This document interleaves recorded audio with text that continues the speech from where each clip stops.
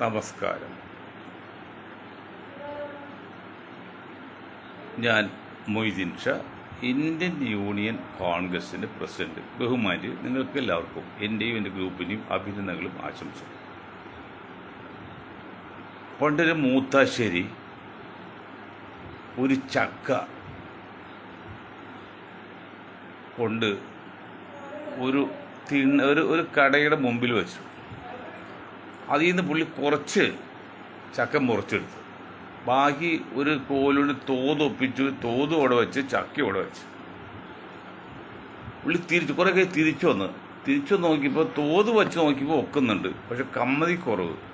അപ്പോൾ പുള്ളി പറഞ്ഞറിയോ, തോത് ഒക്കും പക്ഷെ കമ്മതിക്ക് കുറവാണ്.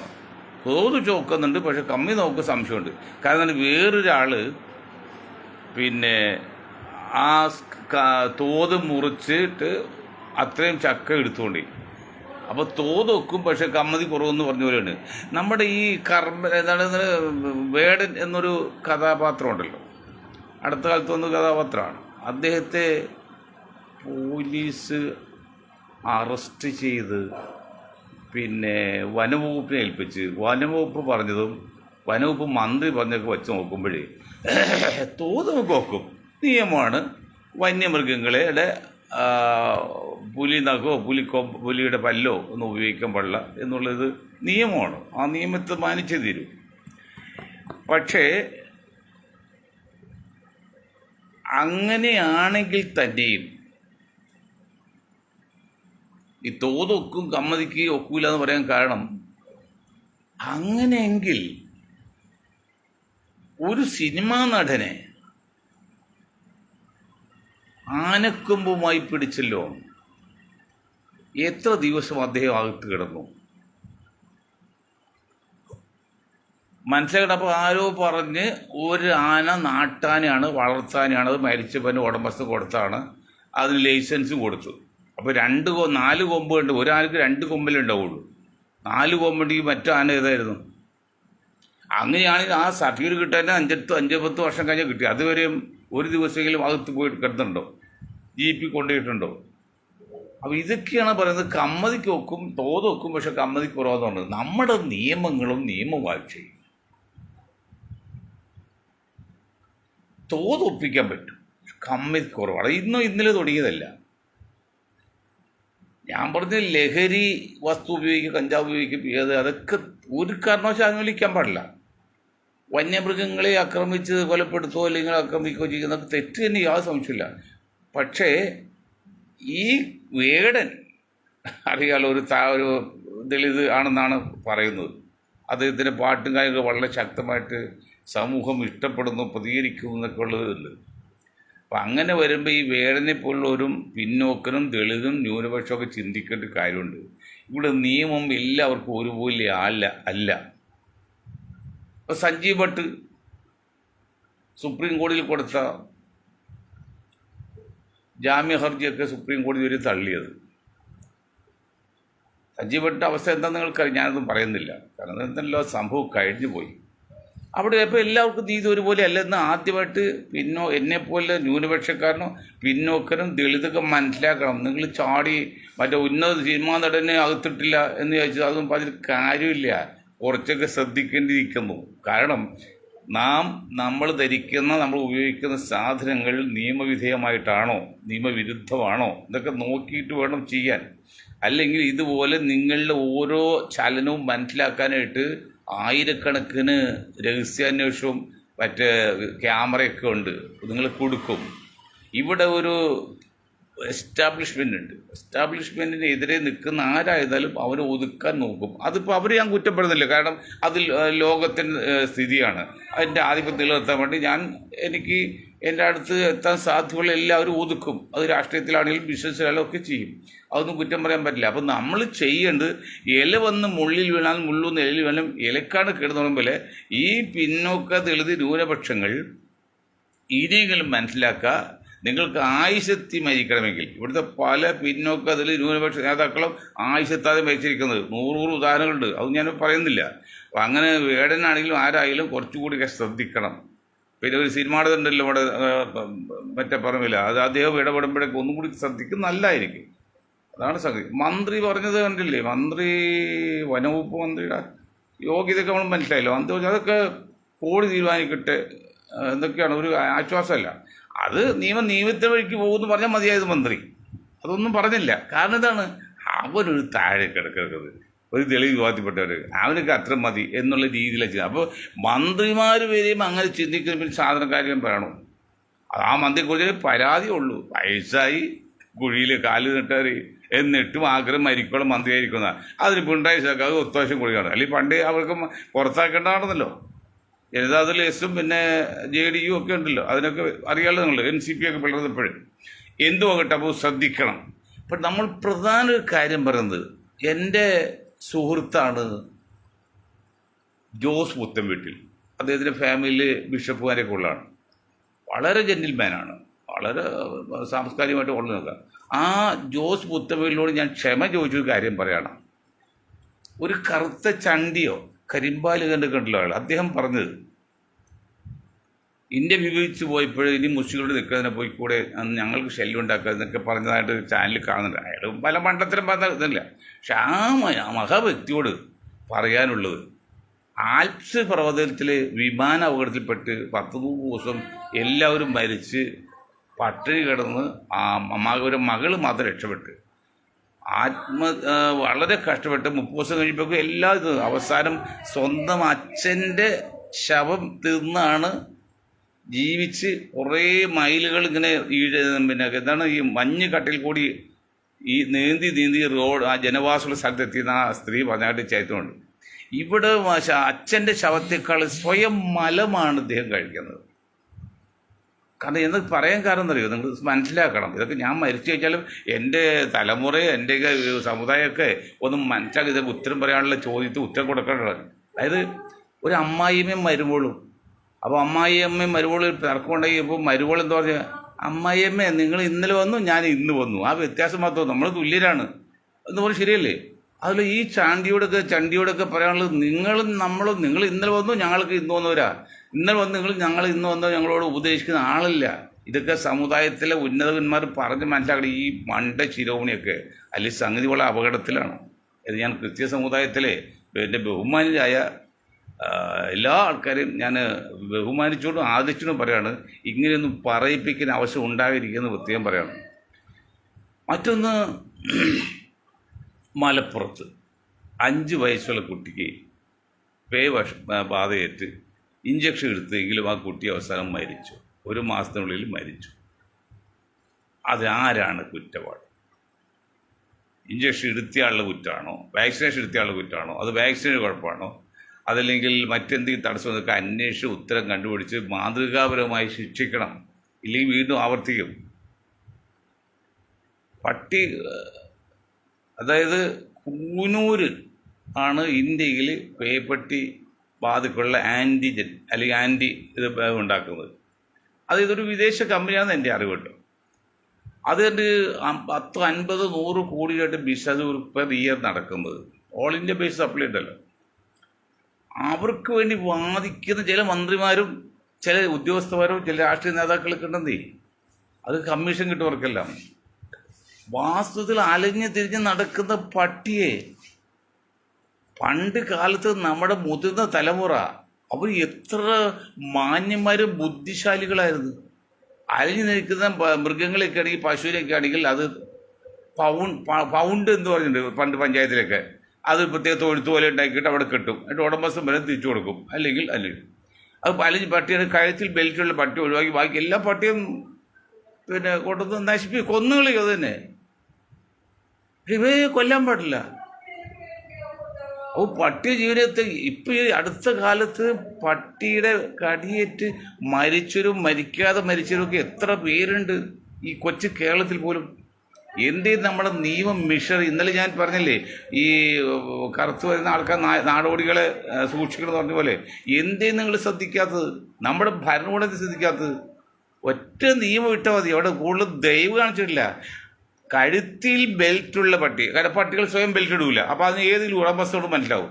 ബെൽറ്റുള്ള പട്ടി ഒഴിച്ച് ബാക്കി എല്ലാ പട്ടികളും കൊണ്ട് അത് നശിപ്പിച്ചതിനെ കളയണം. കാരണം നിങ്ങൾ ഈ ചാനൽ കാണാറില്ലേ, സിംഹങ്ങൾ മുതലുകൾ, കടുവകൾ, അങ്ങനെ ചെറിയ ചെറിയ മൃഗങ്ങൾ തിന്നുന്നത് അത് അവരുടെ ഭക്ഷണമാണ്. നമുക്ക് സങ്കടം തോന്നും വാസ്തവത്തിൽ. ഇപ്പം മീൻ തന്നെ ഈ പിന്നെ ഇന്നലെ ചൂണ്ടയിട്ട് പിടിക്കുമ്പോഴേ ആ ചൂണ്ട കുളത്തൊക്കെ എടുപ്പോൾ നമുക്ക് വാസ്തവത്തിൽ സങ്കടം തോന്നും. പക്ഷെ എന്നാലും മീൻ, മത്സ്യം നമ്മുടെ ഏരിയയാണ്, നമ്മുടെ ഭക്ഷണമാണ്. അതുകൊണ്ട് അതൊക്കെ അടിച്ചുകൂട്ടാണ്. അതുപോലെ ചെന്നായ്ക്കളൊക്കെ ഈ മൊയിലിനെ അല്ലെങ്കിൽ ആട്ടുകുട്ടിയെ പിടിച്ച കാണുമ്പോൾ ചാനലിൽ കാണിക്കാമല്ലോ, നമുക്ക് വളരെ വിഷമമുണ്ട്. എങ്കിലും അത് അവർ ഭക്ഷണം. അതുപോലെ അലഞ്ഞു തിരിഞ്ഞ് നടക്കുന്ന ഉടമസ്ഥ ഇല്ലാന്ന് ബോധ്യമുള്ള എല്ലാ പട്ടികളെയും അതിൽ യാതൊരു ദൈവം വിചാരിച്ചിട്ട് കാര്യമില്ല. ദൈവം വിചാരിച്ചിട്ട് കാര്യമുണ്ടോ? കാരണം ഒരു ഹോട്ടലിനടുത്തൊന്നും അയാൾക്ക് ഈ ത്വക്ക് രോഗമുള്ളതാണ്. ഹെൽത്ത് ഇൻസ്പെക്ടർ ഒന്ന് ചോദിച്ചപ്പോൾ ത്വക്ക് രോഗമാണ്, കട പൂട്ടാൻ പറഞ്ഞു. അപ്പോൾ അദ്ദേഹം പറഞ്ഞു, അന്ന് പണ്ട് കാലത്താണ്, ഇപ്പോൾ അല്ല, എനിക്ക് 10 മക്കളും ഞാൻ ഇതോടെ ജീവിക്കുകയെന്ന് പറഞ്ഞു. അന്നൊക്കെ 10 മക്കളാണ്, ഇന്നിപ്പോൾ എല്ലാവർക്കും 1, 2, 1.5 ഉള്ളൂ. അപ്പോൾ ഹെൽത്ത് ഇൻസ്പെക്ടർ പറഞ്ഞത്, നിങ്ങൾക്ക് 10 പേരുടെ കാര്യം, ഇത് 100 പേര് 1000 പേരുടെ കാര്യമാണ്. കാരണം നിങ്ങളുടെ കടയിൽ എത്ര പേര് വരുന്നുണ്ട്, അവർക്കത് പകരമില്ലേ എന്ന് പറഞ്ഞ പോലെ 10 പട്ടിയുടെ ജീവനാണോ രക്ഷിക്കേണ്ടത് അതോ മനുഷ്യകുലത്തെ സംരക്ഷിക്കണം? ഞാൻ ഒരു ഉറുമ്പനെ പോലും കൊല്ലാൻ നമുക്കിഷ്ടമല്ല, ഒരു സംശയക്കാര്യത്തില്ല. ജീവനില്ലാത്ത വസ്തുവിനെ പോലും നമ്മൾ പച്ചില പോലും ഓടിക്കാൻ നമുക്ക് ഇഷ്ടമല്ല. അത് ഞാൻ മനുഷ്യ സർവ്വ എന്ന് പറയുമ്പോൾ ഞങ്ങൾ അതാണ്. പക്ഷെ ഇവിടെ മനുഷ്യന്റെ ജീവന് സംരക്ഷണമാണ്. അത് കുഞ്ഞു മക്കളെ നാളത്തെ ഭാവി വാഗ്ദാനങ്ങളാണ്. ആ കുട്ടിക്ക് എന്തറിയാം? 5 വയസ്സ് കുട്ടി മിഠായി വാങ്ങിക്കാൻ പോയതാണ്, ഈ ലോകത്തോട് പോയില്ലേ. അതുകൊണ്ട് കർശനമായിട്ടും നമ്മുടെ കേരളത്തിലെങ്കിലും, മറ്റേ സ്റ്റേറ്റിലും കർശനമായിട്ട് തീരുമാനം എടുക്കണം. യാതൊരു ദാക്ഷിണ്യക്കാര്യത്തിൽ വേണ്ട. നിങ്ങളെക്കാളൊക്കെ മനുഷ്യസ്നേഹിയാണ്, മൃഗസ്നേഹിയാണ്, എല്ലാത്തിനും സ്നേഹിക്കുന്നതാണ് മൊയ്തീൻ ഷാ, അതിൽ ഒരു സംശയം വേണ്ട. പക്ഷേ മനുഷ്യകുലത്തെ നിലനിൽപ്പിന് വേണ്ടി കഴുത്തിൽ ബെൽറ്റില്ലാത്ത എല്ലാ പട്ടിയും കൊണ്ടുപോയി നശിപ്പിക്കണം എന്ന് വിനീതമായി ഞാൻ അഭ്യർത്ഥിക്കുകയാണ്. അപ്പോൾ ചില ചോദിക്കും, പട്ടി മാംസം വിൽക്കുന്ന സ്ഥലങ്ങളുണ്ട്. അപ്പോൾ ഇങ്ങനെ പിടിച്ചിട്ട് ആ പട്ടി മാംസം വിൽക്കാൻ പറ്റുമോ? കാരണം അത് വിഷമുള്ള പട്ടിയാണല്ലോ, പേ പിടിച്ച പട്ടി ഉണ്ടെങ്കിൽ അറിയാൻ പറ്റുമോ? അത് അപകടമല്ലേ. അതുകൊണ്ട് ആ പദ്ധതി മാറ്റി വെച്ച്, അല്ലെങ്കിൽ ഇവരെയൊക്കെ പിടിച്ചുകൊണ്ടിട്ട് നല്ല കാശ് കിട്ടിയേനെ. ഇന്ത്യയിൽ തന്നെ ചില സംസ്ഥാനങ്ങളിൽ പട്ടി ഇറച്ചി വിൽപ്പുണ്ട്, വിദേശത്ത് മാത്രമല്ല ഇന്ത്യയിലും ഉണ്ട്. സിക്കിം, നാഗാലാൻഡ് പോലെ സ്ഥലത്തൊക്കെ പട്ടി മാംസം കിട്ടും. അത് അങ്ങനെ ചെയ്യുമ്പോൾ ഇത് വിഷമുള്ള പട്ടിയാണെന്ന് അറിയാൻ പറ്റില്ല. അതുകൊണ്ടാണ്. അല്ലെങ്കിൽ വിഷമുള്ള പട്ടിക്ക് വല്ല സംവിധാനം ഉണ്ടോ അത് നോക്കിയിട്ട് അതിനെ ടെസ്റ്റ് ചെയ്ത് അതിന് ഭക്ഷണം ചിലണെങ്കിൽ അവർ കൊന്നു പറയണ്ട, ഭക്ഷണത്തായി പോകും. അത് സംഭവിക്കില്ല.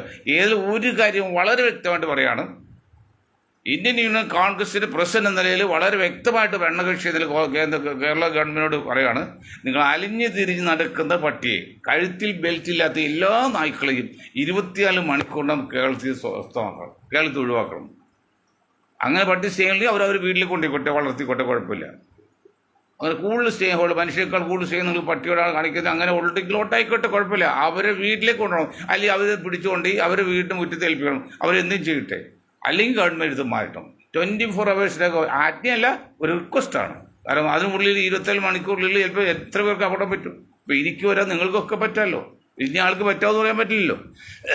അതുകൊണ്ട് ചെയ്യണം.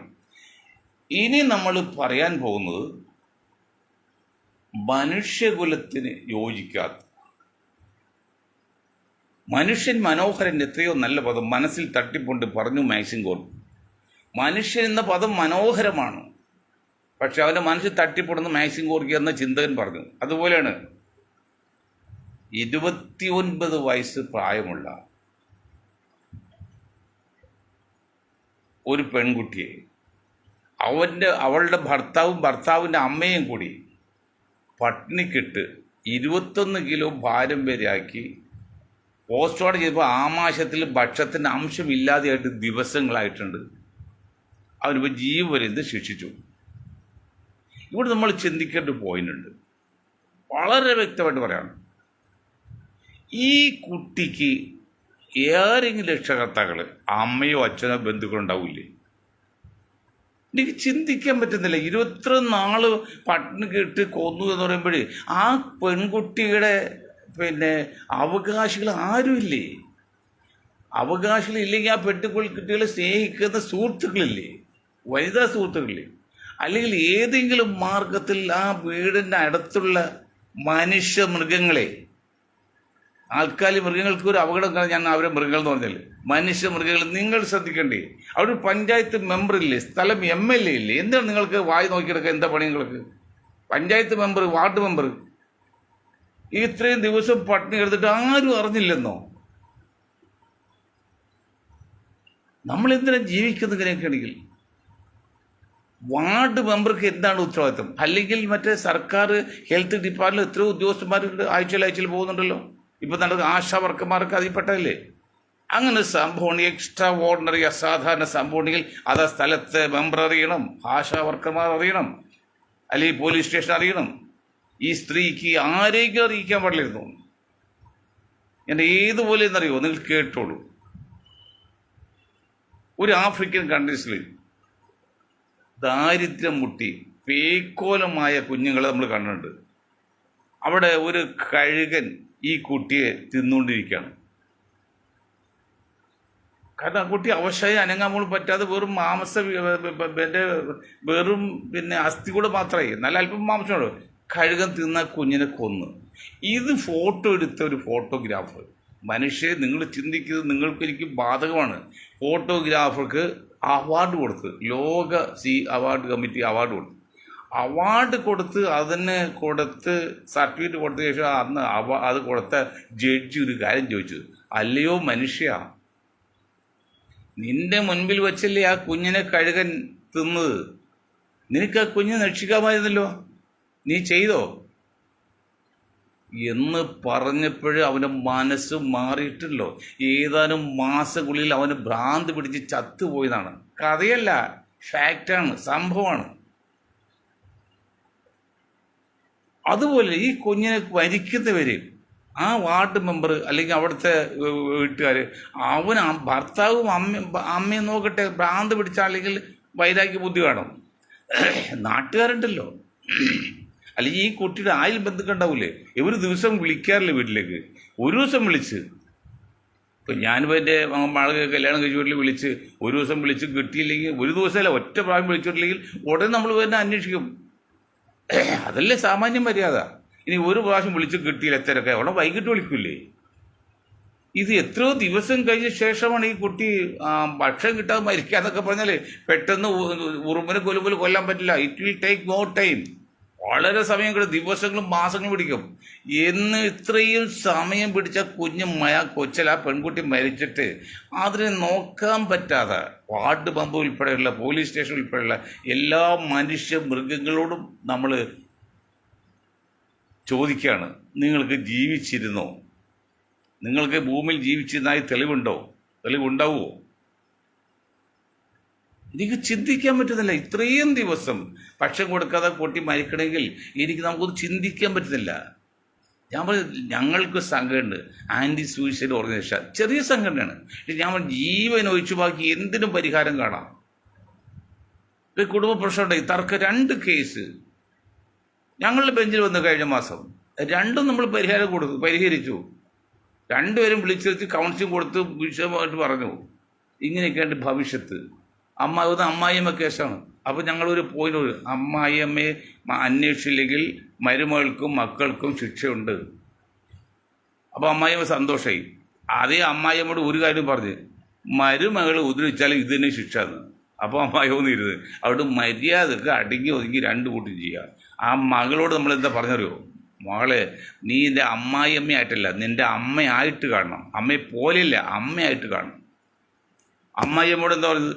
നിങ്ങൾ മകളെ പോലെ കണ്ടാൽ പോരാ, നിങ്ങൾ മകളായിട്ട് തന്നെ കാണണം. ഇങ്ങനെ കാണുന്ന കുടുംബത്തിൽ യാതൊരു വിഷമമുണ്ടാവില്ല. ഇത് പറഞ്ഞ് മനസ്സിലാക്കി അത് ഭംഗിയായിട്ട് പോകണം. 1 മാസമായി, ഇപ്പോൾ വലിയ കുഴപ്പമില്ല. 2 കേസ്, ഒന്ന് ഡൈവോഴ്സിലെത്തുക, 2 മക്കളും ഡൈവോഴ്സിലെത്തുക. ഞാൻ ഒരു ഉദ്ദേശം പറഞ്ഞതറിയോ?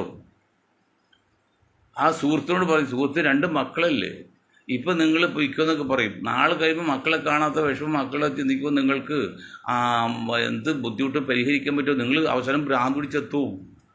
വല്ലവൻ്റെ ആ സ്ത്രീയെ വേറെ ആൾ കല്യാണം കഴിച്ചു, അവൻ്റെ കൂടെ കാണുന്ന അവൻ്റെ ആട്ടുകൂത്തും ഉണ്ടെന്ന് അറിയുമ്പോൾ ഈ സഹിക്കുമോ സ്വന്തം അച്ഛനവിടെ എന്താ ചെയ്യുന്നത്? ഭ്രാന്തല്ല വേല പൊയ്ക്കോ? ഭ്രാന്ത് പിടിക്കൂലേ? ഭ്രാന്ത് പിടിച്ച് ചത്തുപോകില്ലേ? അത് വേണമെന്ന് ചോദിച്ചപ്പോഴാണ് അദ്ദേഹം ബോധോദയം ഉണ്ടായി. സോറി സാർ, ഞങ്ങളത് ചിന്തിക്കില്ല. 2 പേരും മാറ്റി ഇരുത്തി സംസാരിച്ച് അവസാനം 2 ഒരുമിച്ച് സംസാരിച്ച് കാര്യം പറയും. 2 പേരും കൈ കൊടുത്താൽ പോയത്. ആത്മഹത്യയുടെ പക്കത്ത് മാത്രമല്ല, അല്ലെങ്കിൽ ഡൈവോഴ്സ് പക്കത്തായിരുന്നു. അപ്പോൾ എന്താണ്? ഞാൻ ഒരു കാര്യം ഞാൻ പറയും, ഇത് പറയാൻ ഒരു കാര്യം പറയേണ്ടി വരുന്നു, എൻ്റെ അനുഭവ കഥ പറയാണ്. അതുകൊണ്ട് സമയം ചുരുക്കി പറയാം. പള്ളിക്കര ഭാഗത്ത് ചെമ്പറക്കിന്ന് ഒരുത്തരം കല്യാണം കഴിച്ചു. അവർ കേരള റോഡ് വശത്തെ തൊഴിലാളിയാണ്. കല്യാണം കഴിച്ച് പെട്ടെന്ന് കിട്ടുന്ന 4 മക്കളും ഉണ്ടായി. അത് റിലീസിങ് പെട്ട് നടന്നു. വാപ്പാക്ക് ഒരു ചായക്കടയാണ്. അപ്പോൾ ഒരു ദിവസം രാവിലെ ഞാൻ വീട്ടിലിരിക്കുമ്പോൾ ഈ പെണ്ണിൻ്റെ ചെറുക്കൻ്റെ വാപ്പ വന്നു. അസ്സലാമു അലൈക്കും. സാധാരണ ആ ഒരു മറ്റു മുസ്ലിം കാണുമ്പോൾ എല്ലാം ചെല്ലും. വേറെ അള്ളാഹുവിന് അനുഗ്രഹം നിങ്ങൾക്ക് ഉണ്ടാകട്ടെ, സെയിം ടു എന്ന് പറയും പോലെ മറുപടി പറയത്തുള്ളൂ, വേറെ ഒന്നും പറയില്ല. എന്താണ് കാര്യം? ഇങ്ങനെ സംഭവമുണ്ട്. അപ്പോൾ TH മുസ്തഫ സാഹിബ്, പഞ്ചായത്ത് പ്രസിഡന്റ് ശ്രീധരൻ നായർ ഒക്കെ ഉള്ളതാണ്. അവർക്കെല്ലാം ഞാൻ പഞ്ചായത്തിൽ മത്സരിച്ച് തോറ്റെടുക്കുന്ന സമയമാണ്. എനിക്ക് എന്ത് ചെയ്യാൻ പറ്റും? ഇത് അങ്ങനെയല്ല, ആരോ പറഞ്ഞ് ആജിയാണ് വിളിക്കുന്നത്, ആജിയായിട്ട് പറഞ്ഞ കാര്യം നടക്കും പറഞ്ഞു. ഓ അങ്ങനെയാണോ? അവർ വന്ന് വ്യാഴാഴ്ച ദിവസമാണ്. വെള്ളിയാഴ്ച ദിവസം രാവിലെ പെരുന്നാൾ നമസ്കാരം, ഉച്ചക്ക് ജുമാ നമസ്കാരം. ഇത് കഴിഞ്ഞ് എനിക്കൊരു പണ്ട് ലാംബി സ്കൂട്ടറാന്നുള്ളത്. ഞാൻ തൊട്ടടുത്തുള്ള എൻ്റെ കുഞ്ഞാലിനൊരാളുടെ എൻ്റെ കൂട്ടുകാരൻ വിളിച്ച് വണ്ടി പോയി. അപ്പോൾ ഞാൻ ചെല്ലുമെന്ന് അറിഞ്ഞുകൊണ്ടാണെന്നറിയില്ല, അവിടെ കുറച്ച് പതിവില്ലാതെ കുറച്ച് ആൾക്കാർ അവിടെ കൂടിയുണ്ട്, കുറച്ച് പേര് കൂടുതലൊന്നുമില്ല. ഞാൻ ചെന്ന് ഇരുന്ന് എല്ലാം കഴിഞ്ഞിട്ട് ആ കാർന്നവരെ വിളിച്ചിട്ട് ഈ പെണ്ണിൻ്റെ വാപ്പാനെ വിളിച്ചു. ആ അകത്തേക്ക് കയറ്റിയിട്ട് വാല് കുറ്റിയിട്ട് വേറെ ഒരു പ്രയോജനമില്ല. ഒറ്റ ചോദ്യമാണ്. അപ്പോൾ ഇദ്ദേഹം ഒരു 6 അടി പൊക്കൊണ്ട് കിട്ടോ, നിസ്സാരക്കാരൊന്നുമില്ല. അപ്പോൾ മക്കൾ ഗൾഫിൽ പോയി ഒന്ന് കുറേ സൗകര്യമൊക്കെ ആയി, വീടൊക്കെ ഫ്രണ്ട് വാർത്ത ചെയ്യുമ്പോൾ ചരക്ക് കറുത്താണ്, സ്ഥിര ഉദ്യോഗമില്ല, അങ്ങനെയാണ് വീടല്ലാത്തത്. അപ്പോൾ ഈ മകളും 4 കുട്ടികളും ഈ വീട്ടിൽ കൂടെ ആക്കിയ കപ്പേൻ്റെ വീട്ടിൽ. ഒറ്റ ചോദ്യം ചോദിച്ചു, നിങ്ങൾക്ക് ചോദിക്കാവുന്നതാണ്. ഇക്കടെ മകൾക്ക് ഇപ്പം എന്ത് പറയാനുണ്ട്? മക്കൾ 4 വയസ്സ് 28 വയസ്സ്. 28 വയസ്സുള്ള മകൾക്ക് ഒരു പുരുഷൻ്റെ ആവശ്യം വരും സാർ. അപ്പോൾ നിങ്ങളുടെ ആങ്ങളമാർക്ക് പറ്റുമോ? അപ്പോൾ കത്തി നിൽക്കുന്ന ആവി കൊള്ളുന്ന ആവിയിലേക്ക് ഒരു കസ്തൂരി ഒരു ഈർക്കിൽ പുരട്ടിയിട്ട് കാണിച്ച് ആ തിള അങ്ങ് നിൽക്കും. അത്ര ശക്തിയുണ്ട് കസ്തൂരിക്ക്. അപ്പോൾ ഇദ്ദേഹം ആടിപ്പൊക്കൾ, ഇദ്ദേഹം കൊണ്ട് താഴോട്ട് പോകണം മാനസികമായിട്ട്. അല്ലാതെ എന്നോട് ചോദിച്ചു എന്താ വേണ്ട ആചാര്യം എന്ന് ചോദിച്ചു. അപ്പോൾ ഞാൻ അള്ളാഹുവാണ് സത്യം, ഞാൻ പറഞ്ഞു പെണ്ണിന് പോകാൻ താല്പര്യമുണ്ട്, ചെറുക്കിന് കൊണ്ടുപോകാൻ താല്പര്യം, നിങ്ങൾ വിട്. പിന്നെ എന്തെങ്കിലും വിഷയം ഉണ്ടെങ്കിൽ നമ്മളെല്ലാവരും ഒരുമിച്ച് വരിക്കില്ലല്ലോ, ആരെങ്കിലും ബാക്കിയുള്ളൂ, അപ്പോൾ പരിഹരിക്കാമെന്ന് പറഞ്ഞു. അങ്ങനെ തീർത്ത് 5 പിന്നെ പുറത്ത് ഇപ്പോൾ ആങ്ങളാരോട് വാപ്പ ചോദിച്ചു, ആചാര്യ പറയുന്നത് ഇങ്ങനെയാണ്, എന്താ വേണിച്ചു? വാപ്പയുടെ ഇഷ്ടം പോലെ. അപ്പോൾ ഒരു കാര്യം ഞാൻ മനസ്സിലാക്കി, ഈ 4 ചിരട്ടി 4 കൊല്ലം മക്കളും ഈ കറുത്ത പെണ്ണും വന്ന് നിൽക്കുന്നത് ആ നാത്തുമാർക്ക് ഇഷ്ടമല്ല. പക്ഷെ അവർ ഒരു പേടിയുള്ളതുകൊണ്ട് അവർ എതിർക്കുന്നില്ല എന്നുള്ളൂ. അപ്പോൾ ആങ്ങളമാർക്ക് വന്നപ്പോൾ പറഞ്ഞാണല്ലോ അങ്ങനെ വിട്ട് അവസാനം ആ പെൺകുട്ടിക്ക് ഒരു അഡ്മിഷൻ ഞാൻ വ്യാഴമാസക്കുള്ളിൽ വാങ്ങിച്ചു കൊടുത്ത്, അത് കഴിഞ്ഞ് ഒരു കല്യാണം കയ്യിലും പങ്കെടുത്ത് ഇപ്പോൾ ഇത് സുഖമായിട്ട് ജീവിക്കാം. അതല്ലെങ്കിൽ 4 മക്കളും അതിനെ വിട്ടുപോയത്, വിദ്യാഭ്യാസം ഇല്ലാതെ ആര് അന്വേഷിക്കാനാണ്. അപ്പം അതുപോലെ ആത്മഹത്യ ഒഴികെ നിങ്ങൾ ചെയ്യേണ്ട. നിങ്ങൾക്ക് ഈ ലോകത്ത് ജീവനൊഴിച്ച് ബാക്കി എന്ത് കാര്യമുണ്ടെങ്കിലും നിങ്ങൾ ഞങ്ങളെ സമീപിച്ചോന്നേ, ഒരു കുഴപ്പമില്ല. ജീവനൊഴിച്ച്, ജീവന് പകരം ഇതിനെ കണ്ടുപിടിച്ചിട്ടില്ല, ബാക്കി എല്ലാം കണ്ടുപിടിച്ച് ലോകമുണ്ട്. അപ്പം അങ്ങനെ ചെയ്യാണ്. അപ്പം ഈ കുഞ്ഞിനെ, ആ പെൺകുട്ടിയെ ഭക്ഷണമില്ലാതെ മരിച്ചപ്പോൾ ഈ ആധുനിക യുഗം എന്ത് യുഗമാണ് ആധുനികം? ഇതിനൊക്കെ പരിഹാരം കാണാത്ത നാട്ടുകാർ ജീവിച്ചിരിക്കുന്ന നാട്ടിൽ വാസ്തവത്തിൽ പണ്ട് പോകുമ്പോട്ട് നശിപ്പിക്കുന്നത്. കാരണം വെച്ചാൽ ആ നാട്ടുകാർക്ക് ഉത്തരവാദിത്തമല്ലേ അങ്ങനെ സംഭവം ഉണ്ടായിപ്പോൾ. അവിടെ ദയവ് ചെയ്ത് അങ്ങനെയുള്ള കാര്യങ്ങൾ ആരും ചെയ്യരുത്. ഒരാൾ കൊന്ന് നിങ്ങൾ രക്ഷപ്പെടാമെന്ന് വിചാരിക്കേണ്ട. അങ്ങനെ പോയി പാലത്താണി കേസൊക്കെ അവരൊക്കെ ഇപ്പം എന്താ അവസ്ഥ? മറ്റൊരാൾ കൊന്ന പെണ്ണ അവസ്ഥ. എല്ലാവരും ദുരിതമാണ്, നശിച്ചു പോവാണേ. കുടുംബം നശിച്ച്, വ്യക്തി നശിച്ച്, പിന്നെ സമൂഹം നശിക്കുകയാണ്. അപ്പോൾ ദയവ് ചെയ്ത് നിങ്ങൾ എല്ലാവരും ഒരു കാര്യം മനസ്സിലാക്കുക, ആരും ആത്മഹത്യ ചെയ്യാൻ ശ്രമിക്കില്ലേ, അത് പരിഹാരമല്ല. മറ്റൊന്ന്, ഒരാൾ കൊന്ന് രക്ഷപ്പെടാമെന്ന് വിചാരിക്കേണ്ട. അത് ഓർമ്മ ഇന്നലെ നാളെ അത് ഏതെങ്കിലും തെളിവിൽ കിട്ടും, അത് ശിക്ഷ അനുഭവിക്കും. ഇനി ഇല്ലെങ്കിൽ തന്നെ അവൻ മാനസികമായിട്ട് വെപ്രാളം ഉണ്ടാക്കി ഭ്രാന്തായി മരിക്കുകയും ചെയ്യും. ഇനി പോലീസ് പിടിച്ചില്ലെങ്കിൽ പോലും അത് കുറ്റബോധം കാരണം. ഇവിടെ ചെയ്ത് ഇങ്ങനെയുള്ള കാര്യങ്ങളും നിങ്ങൾ ചെയ്യരുത്. ഇനി ഒരു കാര്യം പറഞ്ഞ് ഞാൻ നിർത്താൻ പോകണം. മറ്റൊന്നല്ല, പാലക്കാട് ജിന്നാ നഗർ നാട്ടു സ്ഥലമുണ്ട്, ജിന്നാ നഗർ. അതിന് പേര് മാറ്റി പിന്നെ ചേറ്റൂർ ശങ്കരൻ നായർ എന്നാക്കുന്ന BJP അവിടുത്തെ മുനിസിപ്പൽ കൗൺസിൽ ഒരു പ്രമേയം മറ്റും പാസ്സാക്കിയത് വാർത്ത. ഞാൻ ജിന്ന നഗർ അങ്ങനെ വേണ്ട എന്നുണ്ടെങ്കിൽ ഓക്കെ, നമ്മൾ ശത്രു രാജ്യമോക്കട്ടെ, നിങ്ങൾ കലാം നഗർ എന്നല്ലോ, അത് കുറച്ച് യോജിപ്പല്ലേ. ഒരു ജിന്ന മാറുമ്പോൾ അവിടെ വേറെ നെയിം ഇരിക്കട്ടെ, കലാം നഗർ ഇരിക്കട്ടെ, ആർക്കും അഭിപ്രായമല്ലോ കലാം നഗർ. അങ്ങനെ ചിന്തിക്കാത്ത നിങ്ങൾ, അങ്ങനെ ചിന്തിക്കുക പറഞ്ഞുകൊണ്ട് ഞാൻ എൻ്റെ വാക്കിൽ നിർത്താൻ നിങ്ങൾക്ക് ഒരായും തന്നും ചെയ്യുന്നു.